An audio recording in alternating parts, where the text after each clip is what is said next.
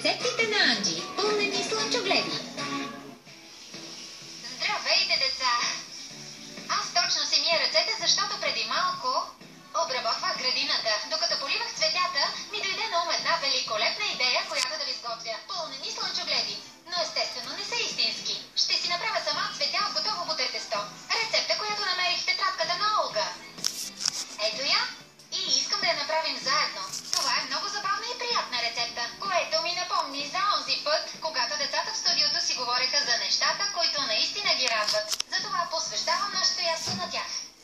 На мен ми дойде по-добра идея. Защо не го обсъдим като група? Например, Макси, какво е щастието за теб? Да композирам и танцувам, това е. Продай. За мен е песента и танца. Ками? Гаджето ми да не лъже. Връщането в Италия. Всеки път, като се прибирам, сърцето ми се пръска от радост. Но когато съм тук, имам вас. Толкова сладко. Обаче това радва единствено теб. А трябва да изберем нещо, което е по-представително. Ето ви пример. Аз се изпълвам с радост сутрин, като стана и погледна в огледалото. От толкова красота се въодушевявам. Точно както и вие, като ме видите на живо. Не! Започваме. Запълнените слънчогледи ми трябват Листове бутер-тесто. и още Рикота или извара.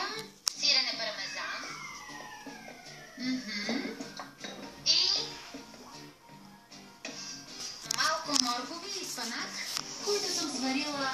предварително. Ето, готови са ми. А за окрасата ще използвам маково семе, сусамово семе, едно яйце и сладък червен пипер. Всичко го имате у дома. Ще изпишвам залога.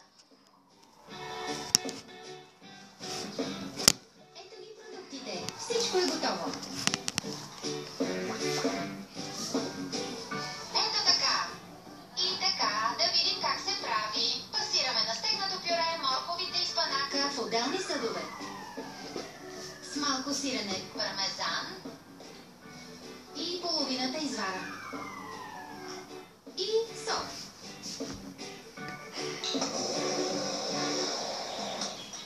Готово е.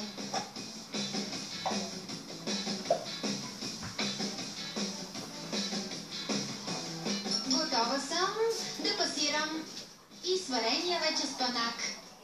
Останалото сирене, пармезан, една-две щипки сол и изварата. и отново пасирам. Вече имам двата пълнежа.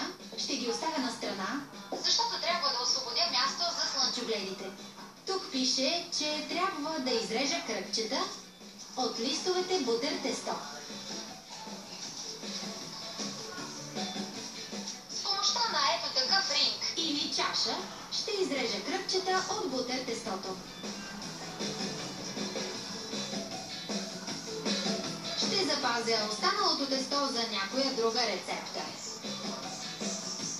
И сега остава да ги напълня. Олга е нарисувала как. И така, съдейки по рисунката, трябва да сложа в средата И наоколо кръг. около центъра.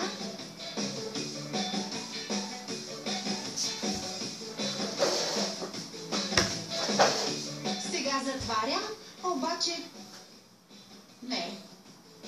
не става май. Май нещо съм объркала с пълненето, защото пълнежът излиза от страните.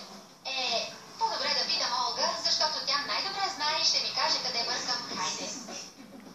Ало, Анджи! Как си, скъпа? Здравей, Олги, добре. Ти защо се клатиш така? Аз? Да се кладя ли? О, не! Погледни какво правя. Ето. Ще карам блейдове. Видя ли? Чудно, много забавно. Не знаех, че караш блейдове. Моля, аз ли да не карам? Аз бях шампион в състезанията по... Я по-добре казвай, защо ти се обаждаш. Олги, точно правя пълнените слънчогледи, обаче пълнежът извира отстрани. Правилно постъпваш, че ме питаш, скъпа Анджи. Трябва много да внимаваш с слънчогледите, защото тъй като са много малки, пълнежът лесно излиза от страни. Вярно. Точно за това трябва да ползваш борщ за кремове или шприц. Нали? Разбрали? Естествено, ти си гениална, Олги, и Държи много да се забавляваш там. Аз ли няма да се